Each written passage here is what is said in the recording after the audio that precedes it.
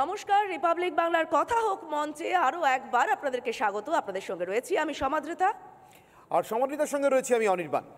আজকের এই শুভ সন্ধ্যায় আপনাদের সঙ্গে কথা হবে বা আমরা কথা বলবো শরণার্থীদের সহায় না বিভাজনের অস্ত্র, আসলে ঠিক কোনটা সিএএ এটা নিয়ে। তার কারণ লোকসভা নির্বাচন সমাগত, আর যারা মনে করেন যে বিভাজনের অস্ত্র তারা বলছেন যে দেখুন লোকসভা নির্বাচন আসছে বা কোনো একটা নির্বাচন আসছে, এটা বোঝা যাচ্ছে, তার কারণ সিএএ নিয়ে আবার কথা শুরু হচ্ছে। আর যারা মনে করছেন এটা শরণার্থীদের সহায়, তারা বলছেন নির্বাচন আসুক, নির্বাচন যাক, এমন অনেক নির্বাচন এসেছে এবং গেছে, তাতে কিছু এসে যায় না। সিএএ যে শরণার্থীদের সহায়, তার সেই কারণেই নির্বাচনের আসা যাওয়ার সঙ্গে সম্পর্ক না রেখেই বা বিবেচনাতে না রেখেই যত দ্রুত সম্ভব এটা লাগু হওয়া দরকার। সমাদৃতা, একদমই তাই। এবং এই নিয়েই আজকে আমরা আলোচনা করব। আলোচনার জন্য আমাদের অতিথিরা ইতিমধ্যেই চলে এসেছেন আমাদের সঙ্গে, তাদেরকে একে একে ডেকে নেওয়া যাক। ঠিক যে কথা অনির্বাণ বলল, যে যারা মনে করেন যে এটা আদতে ভোট বৈতরণীর জন্য ব্যবহৃত হয় না, শরণার্থীদের আদতে সহায় হয়, সেই পক্ষে যারা বলবেন তাদেরকে প্রথমে ডেকে নেব বিজেপি মুখপাত্র দেবাশিস চৌধুরীকে মঞ্চে আসন গ্রহণ করার জন্য অনুরোধ জানাবো।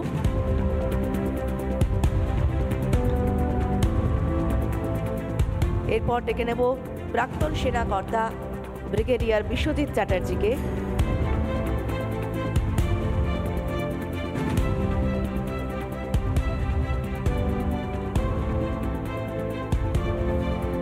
গবেষক জিষ্ণু বসু, অনুরোধ করব আপনাকেও মঞ্চে আসন গ্রহণ করতে।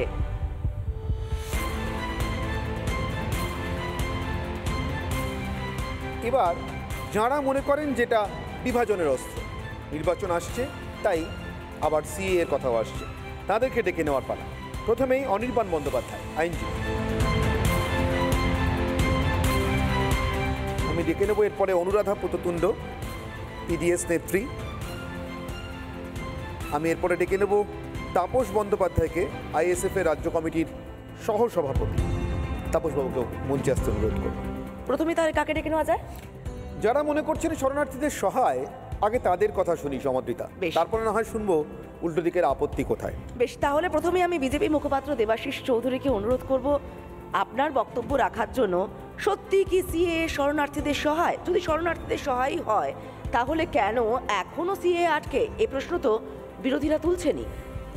নমস্কার, এই মঞ্চে আসার জন্য সবাইকে ধন্যবাদ জানাই। দেখুন, ভারতবর্ষের ইন্ডিয়ার সিটিজেনশিপ যে আইন, এটার ঐতিহাসিক প্রেক্ষাপট হচ্ছে ভারত বিভাজন। ভারত বিভাজনের যেই সত্যটা, এটাকে অস্বীকার করে ভারতবর্ষের নাগরিকত্বের কোনো আলোচনা আমার মনে হয় না পূর্ণ। তো সেই জন্যে যদি একটুখানি আমরা আলোকপাত করি, 1950-তে প্রথম সিটিজেনশিপকে নিয়ে আলোচনা শুরু হয় ভারতবর্ষে, এবং সেখানে লিয়াকত আলী আর নেহরু প্যাক্টটা তার ভিত। সেই লিয়াকত আলী আর নেহরু প্যাক্টের মধ্যে বলা হয়েছিল যে রিফিউজি যারা এসছে গেছে, কারণ 1947 থেকে 1950 অবধি যে বিভীষিকা, প্রায় 1.5 কোটি মানুষের এপার থেকে ওপার, ওপার থেকে এপার হয়েছে।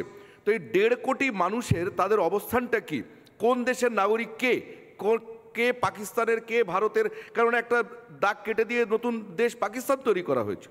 তো যাই হোক, তো লিয়াকত আলী আর নেহরু প্যাক্টের মধ্যে দিয়ে এটা আলোচনা করা হলো যে রিফিউজি যারা উভয় দেশেই আছে তারা ফিরে যেতে পারবে। ভারতে যারা এসছে তারা পাকিস্তান যেতে পারবে, পাকিস্তান থেকে ভারতে আসতে পারবে, নিজেদের জমি জায়গা বুঝে নিতে পারবে, কেননা বিভীষিকাটাকে নর্মালাইজ করতে হবে। কিন্তু তারপরে যারা যে মহিলারা যারা নিখোঁজ হয়ে গেছে, যাদের কি বলে কিডন্যাপ করে নেওয়া হচ্ছে, সেই মহিলারাও বাড়িতে ফিরে যেতে পারবে। যারা হারিয়ে গেছে এই বিভীষিকার মধ্যে দেশ ভাগের, তারাও নিজেদের বাড়িঘর খুঁজে, আত্মীয় স্বজন খুঁজে ফিরে যেতে পারবে। কিন্তু আমরা দেখলাম যে পাকিস্তান কোনো কথাটাই রাখলো না। রিফিউজির সমস্যা, দেশ যেদিন ভাগ হয়েছে সেখান থেকে রিফিউজির সমস্যা শুরু হয়ে গেছে। রিফিউজির সমস্যার সাথে যুক্ত হয়ে গেছে ভারতের নাগরিকত্বের আইন। 55-এ আইন করা হলো 55 সালে। সেই আইন অনুসারে কোনো একজন ভারতীয় নাগরিকত্ব তখনই পেত যদি তার পিতা বা মাতা বা বংশের মধ্যে কেউ একজন ভারতে জন্মগ্রহণ করেছিল, আনডিভাইডেড ইন্ডিয়া বা পরে ইন্ডিয়াতে। কিন্তু 1986 আস্তে আস্তে আমরা দেখছি যে এত ইললিগাল ইমিগ্রেশন হচ্ছে, এত রিফিউজি সমস্যা, কারণ এর মাঝখানে একটা খুব গুরুত্বপূর্ণ সময়ে একটা সন্ধিক্ষণ গেছে ইতিহাসের, সেটা হচ্ছে বাংলাদেশ যুদ্ধ 1971।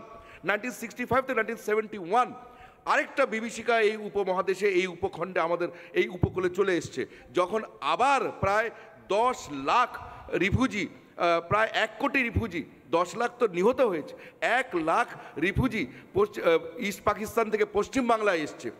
এবার এই সমস্যাগুলোর সমাধান কোথায়?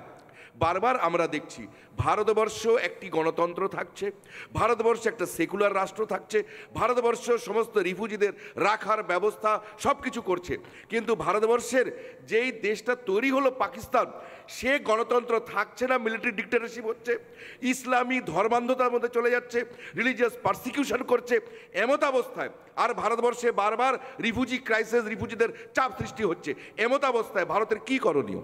আমার একটা প্রশ্ন, এই যে $5 ট্রিলিয়ন ডলারের অর্থনীতি হতে চায় যে দেশটা, সে দেশটা বারবার পাকিস্তানের দিকে তাকাবে কেন? আমরা তো জানি পাকিস্তান আমাদের থেকে সব দিক থেকে অনেক অনেক পিছিয়ে পড়া, অনেক নিচে থাকা, অনেক নিচে চলে যাওয়া, তলিয়ে যাওয়া একটা দেশ। তার সঙ্গে তুলনা করে তার দিকে তাকিয়ে আমাদের দেশের নাগরিকত্ব আইন আমাকে সংশোধন করতে হবে কেন? কেন ভবিষ্যতের দিকে তাকিয়ে করবো না? না, তাদের দিকে তাকানোর প্রয়োজন একটা কারণেই, কেননা আমাদের এটা মানতে হবে যে পাকিস্তানের জন্ম ভারত থেকেই হয়েছে। পাকিস্তান রেজলিউশনের ওয়ার্ডিং যদি আমরা দেখি না, 1940-এর পাকিস্তান মুসলিম লীগের যে রেজলিউশনের ওয়ার্ডিং, আর separate homeland for Indian Muslims, তাহলে পাকিস্তান দেশটা ইন্ডিয়া থেকেই তৈরি হয়েছে। এবং তারপরে পাকিস্তান যেই ধরনের তার নীতিগুলো অবলম্বন করেছে, সেই নীতির মধ্যে আমরা দেখছি ভারতকে আঘাত করা, বারবার যুদ্ধ হানা, বারবার এখানে সন্ত্রাসবাদীদের কাশ্মীরের সমস্যা প্রভৃতি, বারবার আমরা যে জিনিসটা লক্ষ্য করছি, সেখান থেকে ভারতবর্ষকে নিজের অর্থনীতিটাকে ঠিক করার জন্য একটা নিয়মের মধ্যে আসতে হবে। সেই নিয়মটা কি হবে? আমাদের zero tolerance two terrorism. Pakistan terrorism export করে, আমাদের অর্থনীতিকে ক্ষতি করছে, এবং পাকিস্তানের জন্য যে রিফিউজি ক্রাইসিসটা ভারতবর্ষে হচ্ছে বারবার, সেটাকে আমাদের অ্যাড্রেস করতে হবে। তা না হলে আমরা আমাদের ইকোনমিটাকে কী করে ঠিক করব? আর ইতিমধ্যেই আমরা দেখছি রোহিঙ্গা থেকে শুরু করে যত ইলিগাল ইমিগ্রেন্টস, রিফিউজি যারা ইলিগাল ইমিগ্রেন্টস, পরে তারা রিফিউজি স্ট্যাটাস দাবি করছে। আমরা সহিষ্ণু বলে, ভারতবর্ষের কনস্টিটিউশন এত উদার বলে ইলিগাল ইমিগ্রেন্টস আমরা রিফিউজি স্ট্যাটাস দিচ্ছি, বারবার দিয়েছি, 55-এ দিয়েছি, 86-এ দিয়েছি, 2003-এ দিয়েছি, 2019-এও দিচ্ছি। কিন্তু এই রিফিউজি স্ট্যাটাস নিয়ে তারা কি করছে? রোহিঙ্গারা জায়গায় জায়গায় ল অ্যান্ড অর্ডার সিচুয়েশন খারাপ করছে, আমাদের দেশের সম্পদের উপরে তারা অধিকার জমাচ্ছে, যেখানে আমরা আমাদের জন্যই পারছি না। এই 1 কোটি, 1.5 কোটি, 2 কোটি, 3 কোটি সংখ্যায় ঠিক করে জানি না, সেই জন্য তো এনআরসিরও প্রয়োজন। তাহলে আমি এদিক থেকে প্লিজ আপনি আপনার আসন গ্রহণ করুন। আমি অনির্বাণ বন্দ্যোপাধ্যায়, আইনজীবীকে ডেকে নেব। নুরেমবার্গ ল আইনটা দেবাশিস দ্বারা খুব ভালো করে পড়েছেন, বোঝাই যায়। হিটলার যখন ইহুদি নিধনের প্রেক্ষিত তৈরি করছেন, তখন ঠিক এরকম একটি আইন সে হিটলারের জার্মানিতে পাশ হয়েছিল।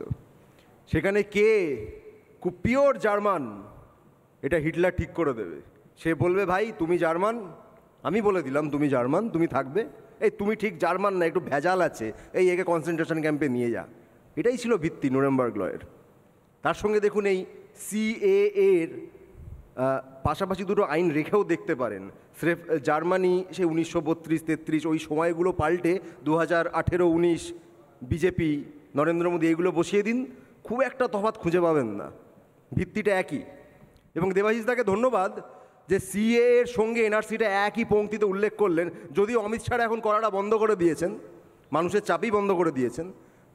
আসল জায়গাটা এটাই, সিএএ এবং এনআরসি দুটো আলাদা নয়, একে অপরের সঙ্গে ভীষণভাবে সম্পর্কযুক্ত, যেন জয় বিরু। কারণ নাগরিকত্বের প্রশ্নে প্রথমেই তো এই প্রশ্নটা আসবে, ভাই কে নাগরিক? দেবাশিস আপনি কি নাগরিক? জিষ্ণুদা আপনি কি নাগরিক? ব্রিগেডিয়ার আপনি কি নাগরিক? কোন নথির ভিত্তিতে বলতে পারবেন? কোন নথির ভিত্তিতে আপনি নাগরিক? যে নথি এই ভারতবর্ষের যাদেরকে এরা বলছেন নাগরিকত্ব দেব, যদি বাংলার প্রেক্ষিতে ধরি, মতুয়া সমাজকে বিশেষ করে তারা বলছেন তোমাদের আমরা নাগরিকত্ব দেব, তাদের কাছে এমন কোন নথিটা নেই যেটা আপনার কাছে আছে? কোন নথির ভিত্তিতে নাগরিকত্ব ঠিক হবে? সেটা অবশ্য বিধি বা রুল, সিএএ রুল, সেইটা আসলে বোঝা যাবে। 5 বছর ধরে তারা বিধি বানাতে পারলেন না, প্রত্যেক 6 মাস অন্তর এক্সটেনশন চাইছেন। হ্যাঁ, একবার বললেন কোভিড চলে এসছে, কী করে করব? আচ্ছা, কোভিডের সময় তো কৃষি আইন বিলগুলিকে আইন করতে আপনাদের আটকালো না? এই মনুসংহিতা নয়, ওই কী সব ন্যায় সংহিতা বিরোধী সাংসদদের বের করে দিয়ে সেটাও তো বিল থেকে আইন করে দিলেন, তখন তো আটকালো না। আর 6 মাস অন্তর অন্তর খালি সিএ এর রুলটা আনতে পারছি না। আসলে ন্যাকা সাজছে, নাগরিকত্ব দেবে ঘন্টা। নাগরিকত্ব দেওয়ার যদি এতই বাসনা থাকবে তাহলে এর আগের আইনে কি দোষ করলো? গুজরাটে তো এই আগের বছর পাকিস্তান থেকে আসা শরণার্থীদের আপনারা নাগরিকত্ব দিয়েছেন পুরনো আইনে। তাহলে এখন কোথায় আটকাচ্ছে? আটকাচ্ছে একটাই জায়গায়, যে ওই ধর্মের নামে ভাগ করতে হবে, মুসলমানদেরকে আলাদা করতে হবে। আমি দেবাশিস দাদের ধন্যবাদ জানাই, দেবাশিস দা খুব সৎ মানুষ, ব্যক্তিগতভাবে আমি সম্মান করি। উনি যে ফ্যাসিস্ট এটা লুকোনোর কোনো ইচ্ছাও ওনার নেই, কোনো রকম চেষ্টাও উনি করেন না, এবং প্রকাশ্যে জানান যে আমি ফ্যাসিস্ট, এবং আমি সেটা বুক ঠুকে বলবো। আমি আপনাকে সম্মান করি দেবাশিস দা, যে আপনার যে মনে ঘৃণা রয়েছে এটা আপনি লুকোন না, এর জন্য আপনাকে স্যালুট। এই ঘৃণাটাকেই আইনে রূপান্তরিত করা হয়েছে সিএ এর মাধ্যমে। আমি চ্যালেঞ্জ করছি এখানে দাঁড়িয়ে, নিঃশর্তে যাদেরকে বলছেন নাগরিকত্ব দেবেন, সে মতুয়া সমাজ হোক বা অন্য কেউ, বলুন নিঃশর্তে নাগরিকত্ব দেব। আর না হলে বলুন এই নথির ভিত্তিতে আপনি যদি বাংলাদেশ, পাকিস্তান, অন্য যে কোনো দেশ যেগুলির নাম রয়েছে, এই নথির ভিত্তিতে যদি আপনি এনে আমাকে নথি দেখাতে পারেন, আমি আপনাকে নাগরিকত্ব দেব। রিলিজিয়াস পারসিকিউশন কিভাবে প্রমাণ করবেন? রিলিজিয়াস পারসিকিউশন যার হয়, যখন বাংলা ভাগ হয়েছিল, অর্থাৎ দেশ ভাগ হয়েছিল, পাঞ্জাব এবং বাংলা ভাগ হয়েছিল, যখন এক রাতের মধ্যে পরিবারকে নিয়ে, নাবালিকা মেয়েকে নিয়ে, বৃদ্ধা মাকে নিয়ে, স্ত্রীকে নিয়ে, বাকি সবাইকে নিয়ে এক রাতের মধ্যে যখন পূর্ব পাকিস্তান থেকে ভারতে কাউকে আসতে হয়েছিল ওই ধর্মের কারণে, রিলিজিয়াস পারসিকিউশনের কারণে, আপনি কি এক্সপেক্ট করেন তিনি ডকুমেন্ট নিয়ে আসবেন যে ভাই আমাকে তো ওরা মারতে এসেছিল, এই যে আমি থানায় জিডি করেছি? এটা ইয়ার কি হচ্ছে? আরে যারা শরণার্থী তাদের দিন নাগরিকত্ব, যদি সাহস থাকে নোটিফিকেশন জারি করুন। আপনারা তো অর্ডিন্যান্স পাস করতে খুব ওস্তাদ, সুপ্রিম কোর্ট আপনাদের রায় দেয় সেটাকে আপনার অর্ডিন্যান্স দিয়ে খারিজ করে দেন। অর্ডিন্যান্স পাস করুন যে যাদেরকে আমরা শরণার্থী মনে করছি, এই অর্ডিন্যান্সের ভিত্তিতে আজকে থেকে আমি নাগরিকত্ব দেব। 2014-তে শেষ করলেন কেন? 2014-র পর পারসিকিউশন হবে না? 2014-র পর পারসিকিউশন হবে না? আপনি শিওর পাকিস্তান আর কোনো পারসিকিউশন হবে না? দেবেন না? আর তখন হিন্দুদের প্রতি প্রীতি কোথায় যাবে? এই প্রশ্ন রেখে আমি শেষ করলাম। বেশ, ওখানে যদি এতগুলো প্রশ্ন করা হয়েছে, ইন্টারজেকশন। আচ্ছা, যে উঠে যাচ্ছেন, হিটলার, নাজি, অনেকগুলো কথা হলো। আমি সিপিআইএম, কমিউনিস্ট পার্টি অফ ইন্ডিয়ার, তাদের 20তম পার্টি কংগ্রেস 2012 সালে 4 থেকে 9 এপ্রিল হয়েছিল। তাতে এক্স্যাক্টলি আজকে সিএতে যেভাবে নাগরিকত্বের কথা বলা হয়েছে, যে পূর্ববঙ্গ থেকে, মানে বাংলাদেশ থেকে আসা হিন্দু অত্যাচারিত বাঙালিদেরকে নাগরিকত্ব দিতে হবে। আপনি যে এত বিভেদের কথা, এই এত ফ্যাসিবাদ এসব বললেন না, কমিউনিস্ট পার্টি অফ ইন্ডিয়া, যদি মনে হয় ওই সময়কার যে কাগজগুলো এখন আর্কাইভে পেয়ে যাবেন, হিন্দুতে আমি ইয়েচুরির এই কদিন আগেকার বক্তব্য আমি হিন্দুতে দেখেই আমি এটা বললাম, যে সিপিআইএম পার্টি তারা বলেছিল যে যারা বাংলাদেশ থেকে আসা হিন্দু অত্যাচারিত বাঙালি, তাদেরকে নাগরিকত্ব দেওয়া হবে। আসামে ডিটেনশন ক্যাম্পে যে অত্যাচারিত হিন্দু আত্মহত্যা করেছে আপনাদের জন্য, ডিটেনশন ক্যাম্পের জন্য আপনাদের সরকার ডিটেনশন ক্যাম্প করেছে, সেখানে বাঙালি হিন্দু, শূদ্র বাঙালি আত্মহত্যা করেছে, খুন হয়ে গেছে, না খেতে পেয়ে মারা গেছে, তাদেরকে জমি বাড়ি বেচে ডিটেনশন ক্যাম্পের বিরুদ্ধে মামলা লড়তে হয়েছে। আসামের আপনাদের কি স্ট্যান্ড? কংগ্রেসের আসাম অ্যাকর্ডের ফলে হয়েছে। আপনার এনআরসি বাতিল করেননি কেন? আপনার এনআরসি বাতিল করেননি, ডিটেনশন ক্যাম্পগুলো গুড়িয়ে দেননি কেন? ডিটেনশন ক্যাম্প গুড়িয়ে দেননি কেন? ডিটেনশন ক্যাম্প শুনবেন তো, আসামের এনআরসি হয়েছে রাজীব গান্ধী অল আসাম স্টুডেন্টস আসাম অ্যাকর্ডের ফলে 1985-এ। আর আসাম অ্যাকর্ড এটা বলছে 1971-এর পরে যারা এসছে তারা সবাই ডিপোর্ট হবে, হিন্দু মুসলমান সবাই।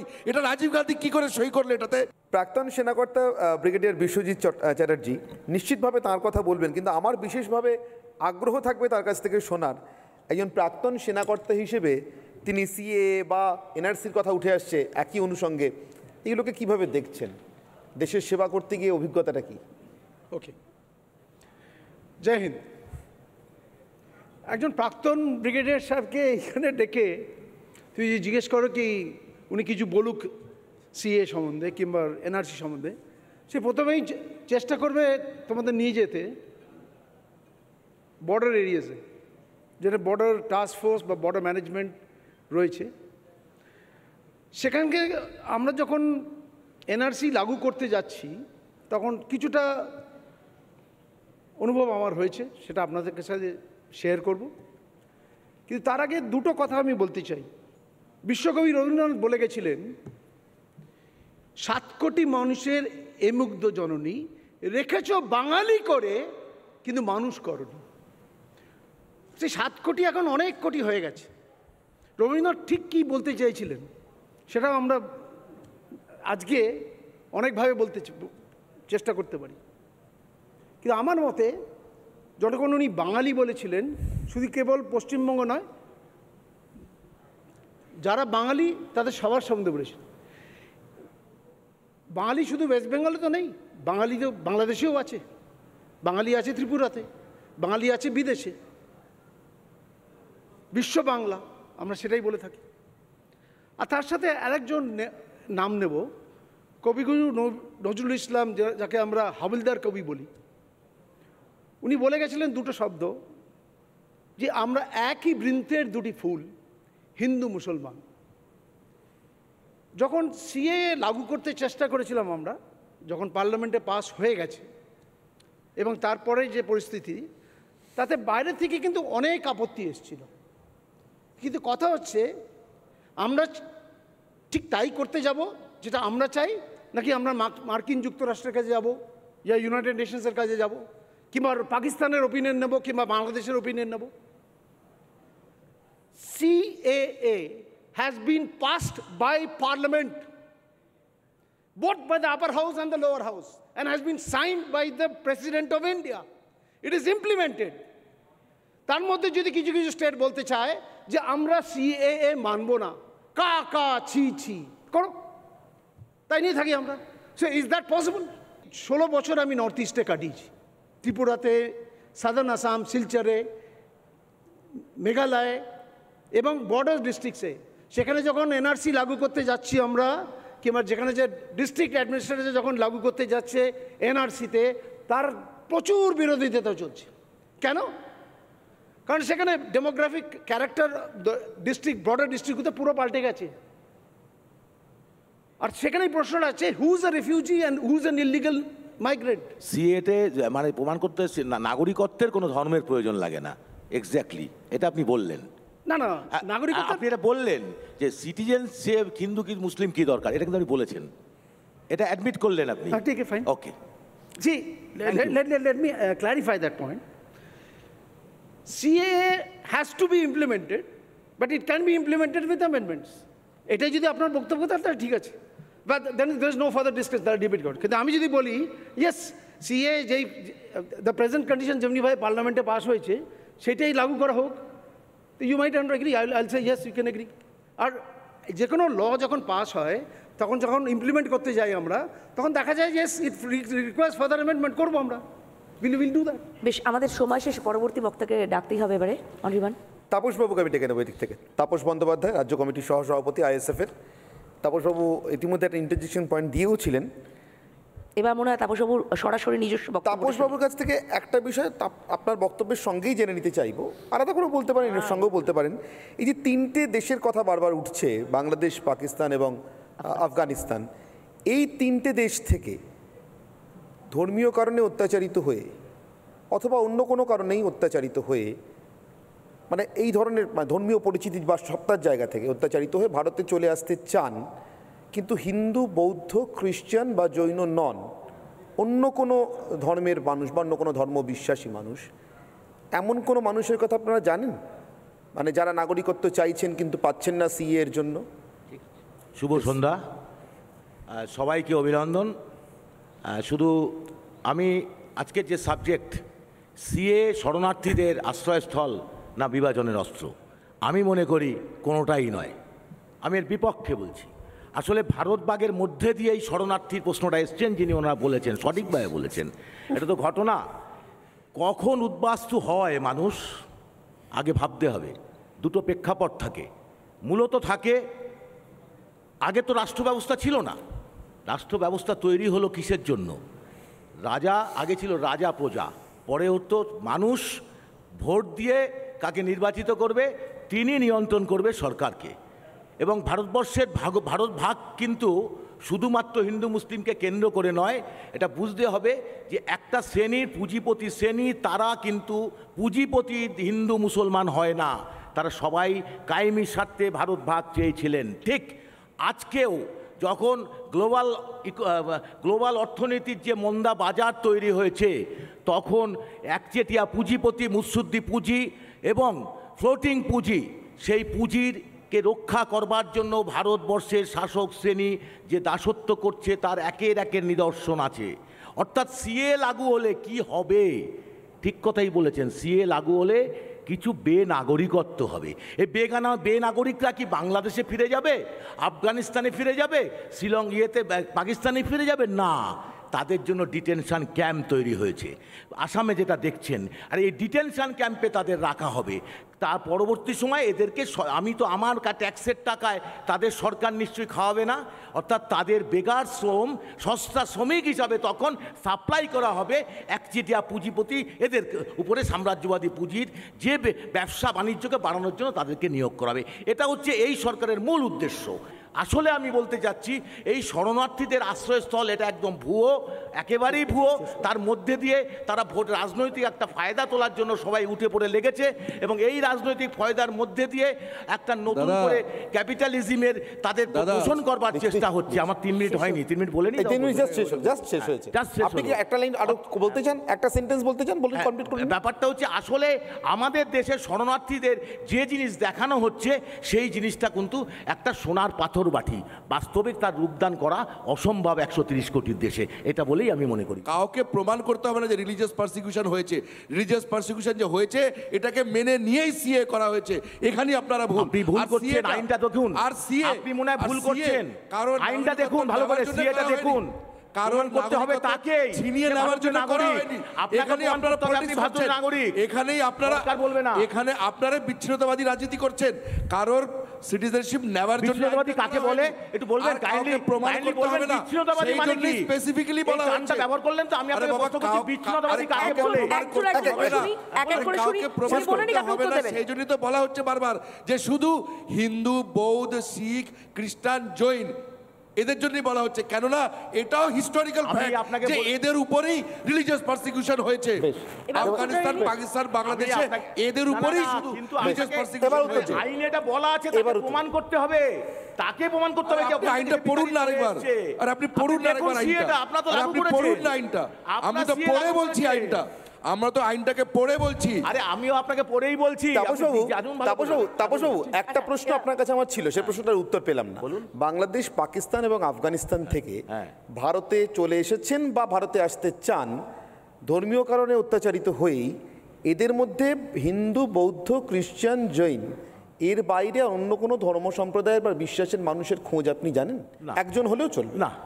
নেই না, তারা এখানে কাজের সুবাদে আসে, কাজের সুবাদে যায়। আরেকটা কথা তাপসবাবু, আরেকটা কথা বলছি না, আপনি একটা থিওরি দিয়ে শুরু করেছিলেন, এই ইকোনমি পলিটিক্সকে গাইড করে ইত্যাদি ইত্যাদি। যতদূর মনে হলো মার্কসিয়ান থিওরি, আমার যা শুনে মনে হলো, তাই কি? যদি তাই হয় তাহলে ভারতীয় সমাজ ব্যবস্থায় মার্কস যেভাবে সমাজ ব্যবস্থাকে ভাগ করেছিলেন, অনুরাধাদি আছেন দীর্ঘদিন ধরে এই রাজনীতিটাই করেন, আমি ভুল হলে শুধরে দেবেন অনুরাধাদি, ভারতে কিন্তু ভারতের ইতিহাসে আজ পর্যন্ত মার্কস কথিত দাস ব্যবস্থার কোনো অস্তিত্ব খুঁজে পাওয়া যায়নি। এবার আপনাকে বলি, তথাকথিত মার্ক্সবাদী ঐতিহাসিকরাও পাননি, লক্ষ্যই হচ্ছে দাস ব্যবস্থা পুনরুদ্ধার। ওটা আগে খুঁজে পাননি বলে এখন ভবিষ্যতে এখানে চাপিয়ে দিচ্ছেন। শুধুমাত্র ধর্মীয় নয়, 5টা বিষয় আছে, 5টা বিষয়ের জন্যই উদ্বাস্তু হয়।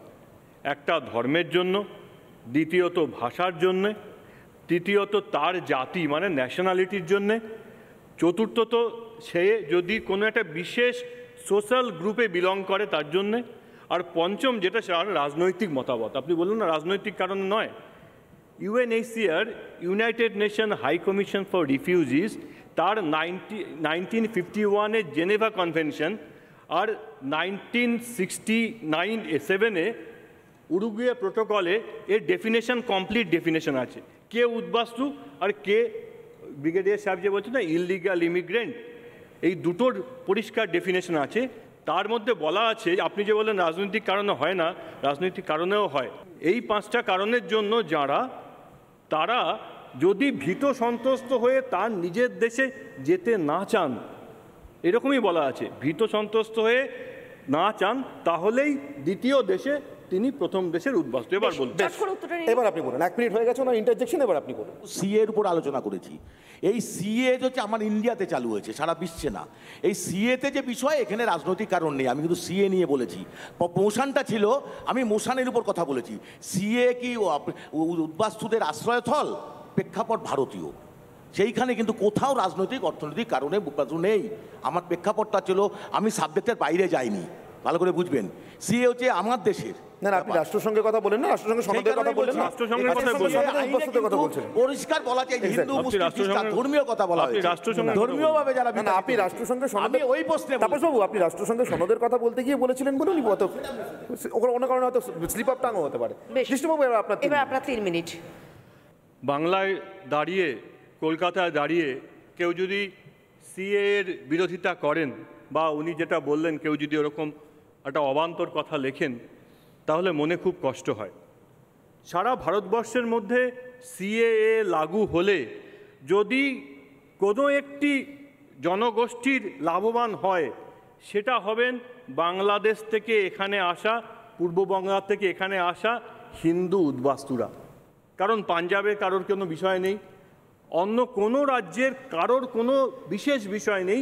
গুজরাট বা এরকম যে 2-1টার কথা বললেন, এইরকম সামান্য কিছু। কিন্তু কোটি মানুষ যে যাদের এখানে এবং বাংলাদেশে প্রতিনিয়ত অত্যাচারিত হচ্ছেন, এটা কথা বললে মনে হয় আপনাদের হৃদয় নেই। আমরা এখানে যারা বসে আছি, আমরা সকলে তো 2001 সাল দেখেছি, যখন 4 দলের সরকার এলো, তখন পূর্ব বাংলাতে আমাদের চোখের সামনে, আমরা তখন সকলে বড় হয়ে গেছি। এই 71 সালে যখন 1 কোটি উদ্বাস্তু এসেছিলেন, তখন ব্লাড রিপোর্ট তৈরি হয়েছিল, ব্লাড টেলিগ্রাম। ব্লাড টেলিগ্রাম মানে রক্তের নয়, আচার ব্লাড। উনি ওখানের যে আমেরিকান কনসুল ছিলেন, তিনি রিপোর্ট পাঠিয়েছিলেন কিভাবে শুধুমাত্র ধর্মীয় কারণের জন্য পশ্চিম পাকিস্তানের এরা অত্যাচার করছেন, তার রিপোর্ট। কি নৃশংস, কি মায়ের সামনে মেয়েকে, মেয়ের সামনে মা, মা মেয়ে ঠাকুমা 3 প্রজন্মকে এক জায়গাতে ধর্ষিতা হতে হয়েছে। একটা বাচ্চা ছেলেকে চোখের সামনে কেটে আগুনে ঝুলিয়ে দেওয়া হয়েছে। সেই ধর্ষিতা মেয়ের মুখ চেপে ধরে ক্যানিংয়ে এসছে, বারাসাতে এসছে। সেই মানুষদেরকে আমরা দেখেছি। আর কাদের অসুবিধা হচ্ছে সেটা জিজ্ঞেস করছিলেন না? তাদের অসুবিধা হচ্ছে যাদেরকে ধরে নিয়ে যাবার পরে পুলিশকে টাকা দিয়ে বেরিয়ে আসতে হয়। আজকের সীমান্তবর্তী জায়গাগুলোতে যান, হিন্দু উদ্বাস্তুদের প্রতিদিনের জীবনের কষ্ট দেখুন, তাহলে বুঝতে পারবেন। বামপন্থীরা বুঝতে পারবেন না। তার কারণ হচ্ছে যে তারা মরিচঝাঁপি করেছেন। মরিচঝাঁপিতে যে মানুষগুলো গেছিলেন, তারা শুধুমাত্র বাঁচার জন্য গেছিলেন। সেখানে সুভাষচন্দ্রের নামে স্কুল হয়েছিল, যে স্কুলে সেখানে এরকম বাচ্চা একটি লিখেছে যে আমি জীবনে প্রথম মরিচঝাঁপিতে একটা স্কুলে পড়ার সুযোগ পেলাম। সেখানে পুলিশ গেছে, একই দিনে গুলি চালিয়েছে, 1000 মানুষকে, দ্বারা তপশিলি জাতিভুক্ত পূর্ব বাংলার মানুষকে মেরেছে। যেখানে যেখানে ভারতবর্ষের বাংলাদেশ থেকে, পূর্ব বাংলা থেকে আসা উদ্বাস্তুরা গেছেন, তারা কষ্ট পেয়েছেন। আর উদ্বাস্তু এবং অনুপ্রবেশকারী এই দুটোর মধ্যে পার্থক্য নিয়ে এত সমস্যা হচ্ছে। তো আমি একটা উদাহরণ দিয়ে বলছি। খাগড়াগড়ের বিস্ফোরণে যে মূল আরোপী ছিল, সেই ছেলেটি তার 2002 সালে এখানে এসে ভোটার কার্ড করেছিল। তারপরে সে একটা স্লিপার সেল চালাতে থাকে।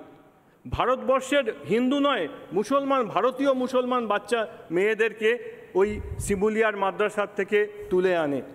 সন্দেশখালির যদি আপনি দেখেন, যে বাগদা থেকে শুরু করে গোসাবা পর্যন্ত এই 14টি অ্যাসেম্বলি কনস্টিটিউয়েন্সির মধ্যে 8টি তপশিলি জাতিদের দ্বারা জন্য সংরক্ষিত।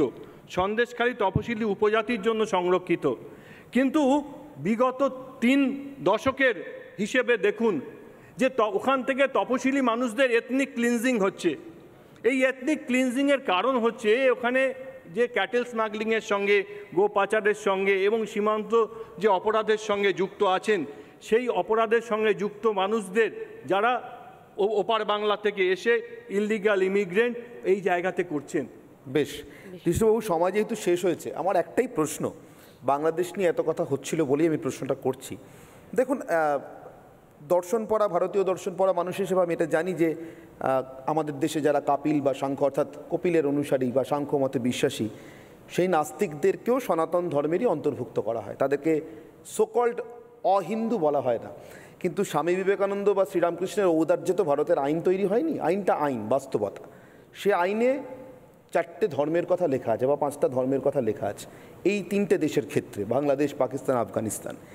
বাংলাদেশের যে ব্লগাররা ঘোষিতভাবে নাস্তিক এবং নাস্তিকতার জন্যই মরতে বাধ্য হলেন, তারাও তো ধর্মীয় পারসিকিউশনেরই শিকার, যদি আমার ভারতীয় দর্শনের দৃষ্টিভঙ্গিতে দেখি। আপনি হয়তো আমার আগে যে প্রথমে বলছিলাম, আমি তসলিমা নাসরিনের কথা বলেছিলাম। তসলিমা নাসরিন তার বক্তব্যের জন্য, ওই যে বললাম সোশ্যাল গ্রুপে বিলং করেন, তার মতো যারা আছেন তাদেরও পাওয়া উচিত। ওখানে যিনি নিজের জীবনকে মনে করবেন যে তিনি ওখানে অসুরক্ষিত, তার প্রত্যেকের পাওয়া উচিত। কিন্তু তারা যে এগুলোর বাইরে চলে গেলেন, তারা তো হিন্দু, বৌদ্ধ, খ্রিস্টান, জৈন কোনোটাই নিজেকে বলতে পারবেন না, নাগরিকত্ব পাবেন কি করে? আজকে তসলিমা নাসরিন কোথায় আছেন? ভারতে আছেন। ভারতে আছেন। তাহলে এই আইন হওয়ার পরেও এইরকম যে সমস্যা হবে, ধরুন আমি বলছি হাজার হাজার মানুষের সমস্যার কথা।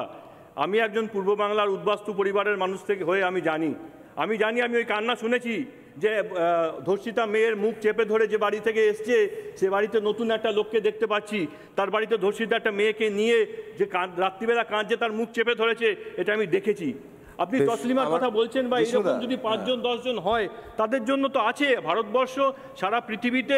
স্বামীজি তার প্রথম বক্তৃতায় বলেছেন যে যখন জরথুস্ট্রীয়দের মন্দির ভেঙে দেওয়া হয়েছে, সেখানে ভারতবর্ষ আশ্রয় দিয়েছে। মুসলমান ধর্মেও আরব আক্রমণকারীরা আসার আগে প্রথম চিরামনের যে মসজিদ হয়েছে, চিরামন মসজিদ ভারতবর্ষে হয়েছে। ভারতবর্ষ সারা পৃথিবীর সব জায়গা থেকে পালিয়ে মানে বিতাড়িত মানুষদের জায়গা দেওয়ার জন্য আছে এবং চিরদিন থাকবে। জিষ্ণুদা, বিলকিস বানোর কান্নাটা শুনতে পেয়েছিলেন? পেয়েছিলেন। আচ্ছা, এবার এদিক থেকে শেষ অনুরাধা পুততুণ্ড, পিডিএস নেত্রী, কেন মনে করছেন শরণার্থী সহায় নয়, বিভাজনের অস্ত্র সিএ? অনুরাধাদি, বিষয়টা আমার কাছে খুব ইন্টারেস্টিং এবং খুব ভালো, এবং আমার বলার ক্ষেত্রে খুব সুবিধাজনক একটা বিষয়। আমি মনে করি সিএ একটা মুখোশ, আসল হচ্ছে এনআরসি, যেটা ইতিমধ্যে বলে ফেলেছেন দেবাশিস বাবু। মুখোশকে বলেছেন কিনা আমি জানি না, অন্তরাত্মার থেকেই হয়তো সাড়া পেয়েছেন বলেছেন। কিন্তু বিষয়টা হচ্ছে যে কতজন এই আইনের, হঠাৎ এই আইনটা হলো কেন, আর কতজন এতে উপকৃত হচ্ছেন? 31,000-এর কিছু বেশি মোট, তার মধ্যে হিন্দু 25,000-এর মতো। আমার রাজ্যে এই সংখ্যাটা হচ্ছে 147 জন। তাহলে এদের জন্যে এত বড় একটা বিষয় আনা হচ্ছে, এটা ঘটনা না, ওটা মুখোশ। আসল মুখটা হচ্ছে এর মধ্য দিয়ে বিভাজন তৈরি করো এবং দেশের থেকে একটা অংশকে কিভাবে ক্ষতিগ্রস্ত করো। প্রথমে সংখ্যালঘুদের উপর আক্রমণ করো, তারপরে ভারতবর্ষে এত জাতপাত আছে, সেই জায়গায় তাদের উপর ক্রমশ আক্রমণ নামিয়ে নিয়ে আসো। তার নমুনা ইতিমধ্যে আমরা দেখছি। এখন প্রশ্ন হচ্ছে, নাগরিক কারা? কে ঠিক করবেন? আজকে যারা ক্ষমতায় আসছেন তারা ঠিক করবেন?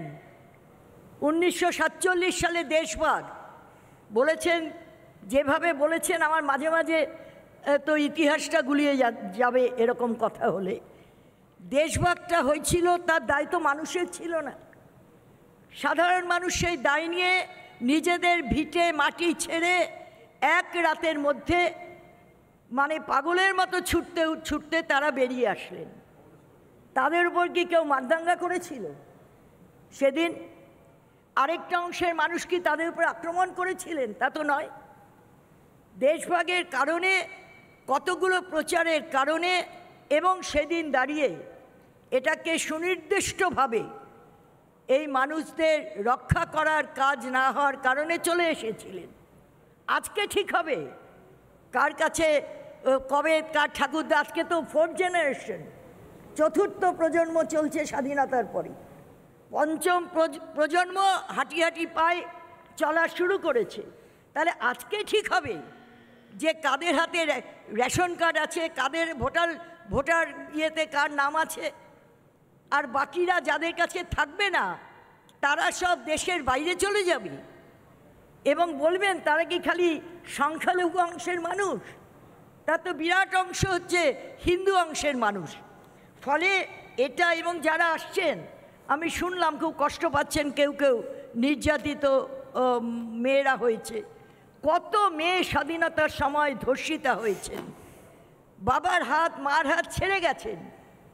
বিভিন্ন এনজিও, তখন খুব অল্প কিছু এনজিও ছিল, এখনও যদি যান স্বাধীনতার সময় ভিকটিম নারীদের দেখতে পাবেন যারা বৃদ্ধ হয়ে গেছেন, যারা কোনোদিন ঘর পেলেন না, বাড়িতে ফিরে যেতে পারলেন না, খুঁজে পেলেন না তাদের। ফলে আজকে দাঁড়িয়ে এটা হবে, আসলে এটাকে সিএকে মুখোশ করে আসলে বিভেদের রাজনীতিকে আরও পরিপুষ্ট করে আসলে একটা ভয়ঙ্কর ভীতির পরিবেশ তৈরি করে, একটা হুমকির পরিবেশ তৈরি করে, এটা করে এরা দেশটাকে, দেশের মানুষকে হাতে রাখার চেষ্টা করছেন। অনুরাধাদি, সময় শেষ হয়েছে বলে শুধু আমার একটা ইন্টারজেকশন। সিএ নিয়ে আজকের এত আপত্তি, 2010 সালের সম্ভবত ডিসেম্বর মাসের একটা সভা ধর্মতলাতে, তখনও বড়মা বীণাপাণি দেবী বেঁচে ছিলেন, মতুয়া মহাসংঘের সভা। বাংলার সমস্ত রাজনৈতিক দল, জাতীয় স্তরের বা আঞ্চলিক স্তরের প্রত্যেকের প্রতিনিধিত্ব ছিল। কংগ্রেস, বিজেপি তো ছিলই, তৃণমূল কংগ্রেস, বামেদের সবাই, ফ্রন্টের সবাই, বামফ্রন্টের সবাই। আমার যতটুকু মনে আছে সমীরদাও গিয়েছিলেন খুব সম্ভবত, সফিদার তখন শরীর খারাপ, যেতে পারেননি, দিল্লিতেই ছিলেন চিকিৎসার কারণে। সেই সভাতে কিন্তু মতুয়াদের নাগরিকত্ব দেওয়ার বিষয়ে প্রত্যেকে অঙ্গীকার করেছিলেন।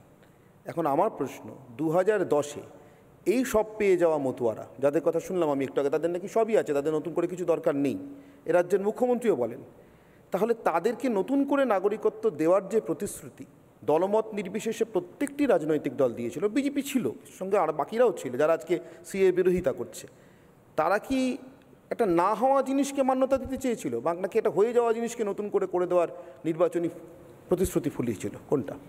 তখন পরিবেশটাও এরকম ছিল একটা, তখন তো হচ্ছে যে না থাকলে, নাগরিকত্ব না থাকলে সরিয়ে দেওয়া যাবে ইত্যাদি একটা পরিবেশ ছিল। এবং যদি কারুর কাছে এই অধিকারটা অলরেডি তার নাগরিক হয়ে থাকেন তাহলে হবে না। ঠিক, আমি যেটা বুঝিয়ে বলছি, তাহলে এটা হবে না। কিন্তু আমাদের দেশের আদিবাসী জনজাতি, যাদের নদী ভাঙনে ঘরবাড়ি হারিয়ে গেছে, যাদের ঘরবাড়ি পুড়ে গেছে বিভিন্ন সময়, সেই সব মানুষরা এইসব নথি কোথা থেকে পাবে? Communist party of India Muslim লীগের দেশভাগকে সমর্থন করেছে। আপনি বললেন তার দায় মানুষের, সবাই মিলে, কারোর দায়ী নয়, অন্যতম দায়ী হচ্ছে কমিউনিস্ট পার্টি অফ ইন্ডিয়া।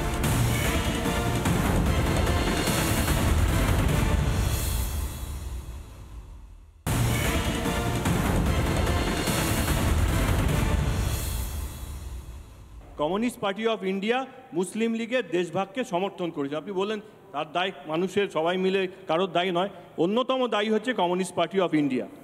আর আপনি কিছু বলবেন এটা? না, বলবো তো বটেই। বলুন। এই ইতিহাসটাকে তো অসত্য বলে প্রমাণ করা যাবে না, অস্বীকারও করা যাবে না, কিন্তু মূল দায় কমিউনিস্ট পার্টির নয়। মূল দায় কি করে থাকবে না? কমিউনিস্ট পার্টি কোনটুকুন তখন তার ক্ষমতা। কিন্তু আমার একটা কথা, দিদি একটা ইন্টারজেকশন, ঠিক আছে, আপনি বললেন তখন কতটুকু ক্ষমতা, যখন ক্ষমতা আসলো তারপরে মরিচঝাপি করলেন কি করে? ক্ষমতা ছিল না, ঠিক আছে, এইটুকু উত্তর নিয়ে কিন্তু শেষ করতে হবে না, তাহলে আসবে মরিচঝাপি নিয়ে বলছেন। মরিচঝাপির অনেক বিষয় আজকে যেটির অনেক প্রচার হয় তার সবটা সঠিক নয়। এক, কারণ সেই সময় বিধানসভার মধ্যে চিঠি আদান প্রদান হয়েছে, বিধানসভার মধ্যে প্রশ্ন উঠেছে, কিন্তু আমার কথা মরিচঝাপি নিয়ে যারা বলছেন তারা প্রায় 1300 রেজিস্টার্ড উদ্বাস্তু কলোনিকে বাতিল করে দিচ্ছেন কেন? এবং সেই বাতিলের লিস্টে আরও অনেকগুলো রেজিস্টার্ড কলোনি আছে, যেই কলোনিগুলো দেশভাগের পর এসে নিজেরা ঐক্যবদ্ধভাবে সুন্দর করে গড়ে তুলেছিলেন। তাহলে সেই কলোনিগুলো কেন আপনারা কলোনিগুলো তো বাতিল আমরা বড় করছেন? হয়েছি দিদি, কলোনিগুলো তো আমরা বড় হয়েছি। তাহলে এই সেগুলো কলোনিগুলোকে প্রথম দিন থেকেই এরকম আধা আধরা অবস্থার মধ্যে কারা রেখেছিল? আচ্ছা, কারা এটা রেখেছিল? আরো- কাদের আরো সরকার বড় ছিল? একটা বিতর্কের জমির অংশ। পাট্টা দেবে, তাও 99 বছর, কোথাও 999 বছর। এটা আরো একটা বড় বিতর্কের অংশ। সবচেয়ে বেশি কি কিন্তু করে? এখানে একদিন দেশভাগকে হতেই পারে। আর কলোনিগুলো শেষ করতে সব হবে। জায়গায় কি অবস্থানে আছে? দেবাশিস এই জন্য বাবু, কলোনিগুলো বাতিল করে দেবো, রেজিস্টার কলোনিগুলো বাতিল করে দেবো, আচ্ছা এটা নিয়েও নিশ্চিতভাবে কলোনি বাতিল করে দেবো। আচ্ছা এটা নিয়েও নিশ্চিতভাবে আলাদা ক্ষমতা আলোচনার বলে। প্রতিশ্রুতি রইল, কথা হোকেই। ক্ষমতা বলে এক লাইন, কোনো please, আলোচনা এক না লাইন। করে। 134 জন যে বলছেন না, আপনি পূর্ব বাংলার সঙ্গে আপনার কোনো যোগাযোগ আছে? আমি তো পূর্ব বাংলায়, পূর্ব বাংলা আপনি বলুন তো। আমি আমার উদ্বাস্তু। আমার আমার মানে মাসি- পারিবারিক সূত্রে আমার আমি মাসি- জানি না আপনারা কোন দিন আমাদের আমি বাড়ি আমার মাসি যদি পূর্ব বাংলার থেকে আপনাকে- আজকে আসেন তার মেয়েকে নিয়ে, পূর্ব বাংলার আপনার মানে মানে এখন তো জেলা ওখানকার না, তো- আমি আমার যাই না, না, আপনার টোটাল তথ্য দিয়ে দেবো। আপনি আলোচনা করুন। শেষ করতে দিন। কত হিন্দু কবে এসছে দিয়ে দেবো। তারপরে শেষ সেটা করতে দিন। নয়। আমি বলছি আমরা ডাটা নিয়ে বসেছি। কেন না, এটা তো কেন রোজ- 135 আজকে তো সেই সাবজেক্ট নয়। শেষ করতে দিন। সংখ্যাটা দাদা দেবো। সাবজেক্টটা বলবো, আজকের সাবজেক্ট বলে দেবো। আজকের সাবজেক্ট হচ্ছে আপনাদের চুরিগুলো ধরা পড়বে। আপনারা ভোট ব্যাংক পলিটিক্স সময় শেষ, করেছেন। সময় শেষ, ওপার এবার বাংলা শেষ করতে থেকে- হবে না, please। ওপার বাংলা থেকে অহিন্দুদের আরে আমরা বেআইনি তো- ভাবে এনেছেন। আমাদের ভোট ব্যাংক হবে না। মাননীয় please, please। মুখ্যমন্ত্রী শেষ করতে না, হবে। এই মুহূর্তে আর কিন্তু কাউকে বলার সুযোগ দিতে পারছি না। আমি দুজনকে বিরত করতে বার করছি। ইলিগাল ইমিগ্রেন্ট তাপস বাবু এবং দেবাশিস বাবু দয়া করে সময় শেষ, গলা এমনিতেই ভেঙে আসছে। আর আমি আর একটা শেষ করতে হবে কথা বলবো, আমাদেরকে, please। একটা কথা বলবো, প্লিজ তাপস বাবু, অনুরোধ দিয়ে আমাদের শেষ করতে হবে, একদম সময় শেষ। একটা কথা, ভারতবর্ষ যেহেতু এখনো ধর্ম নিরপেক্ষ, ভেতরে থাকবেই, এটা কোনো শক্তির কারণ নেই এটাকে ধ্বংস করার। কিন্তু সংবিধান থেকে যদি পাল্টেও দেওয়ার চেষ্টা করে, কমিউনিস্ট দেশ নয় না যেখানে সবকিছু ধর্মকে মানে চীনের যেমন শেষ করতে দিন। উইঘুরের এত মুসলমানদের সঙ্গে অধৈর্য করা হচ্ছে, কেন? এরকম হবে না। আপনারা যখন বলেছেন আমি একটা কথাও বলিনি, সোনাদি কমপ্লিট করে শুনেছি। এত অধৈর্য কেন? ধৈর্য রাখুন, অনেক বড় কাজ তো আপনাদের করতে হবে। শেষ করে নিন প্লিজ। এবার কথাটা হচ্ছে, যেহেতু ধর্ম নিরপেক্ষ, সেই কারণে এই ধর্মীয় শ্রেণীভাগ করাটা আমার মতে এটা উচিত না। বেশ, সময় একেবারে শেষ করতে হবে। শেষই আসল কথাটা কিন্তু বললেন। আমি একটাই কথা বলবো সমাদিতা, আমি শেষে শান্তি শান্তি শান্তি বলে শেষ করছি না। তার কারণ আমার মতে এই বিতর্কের অশান্তিটা জিয়ে থাক, তাতে হয়তো হয়তো বিতর্কের অশান্তিটা জিয়ে থাক, বিতর্কের, অন্য কোনো না, সামাজিক অশান্তি হিংসার কথা বলছি না, কিন্তু বিতর্কের অশান্তিটা জিয়ে থাক, না হলে সামনের পথ চলাটা স্পষ্ট হয় না, সামনের পথ চলাটা অনেক সহজ হয় এমন খোলাখুলি বিতর্ক হলে, কথা হলে। সমাদিতা, একদমই তাই, এবং সেই কথা চলবে, এই কথা হোক মঞ্চ থেকে। আর আমি খুব সাধারণ মানুষের মতো করে খুঁজে যাব যে খাগড়াগড় থেকে নিউ টাউন, ওই মালদা নদিয়ায় যে ভুয়ো রেশন কার্ডগুলো ধরা পড়ে, সেগুলো বন্ধ কবে হবে, আমি খুব সাধারণভাবে খুঁজে যাব, খুঁজতেই থাকবো। আপাতত আজকের মতো আলোচনা এখানেই শেষ করছি। সবাইকে ধন্যবাদ আমাদের কথা হোক মঞ্চে যোগ দেওয়ার জন্য। দেখতে থাকুন রিপাবলিক বাংলা।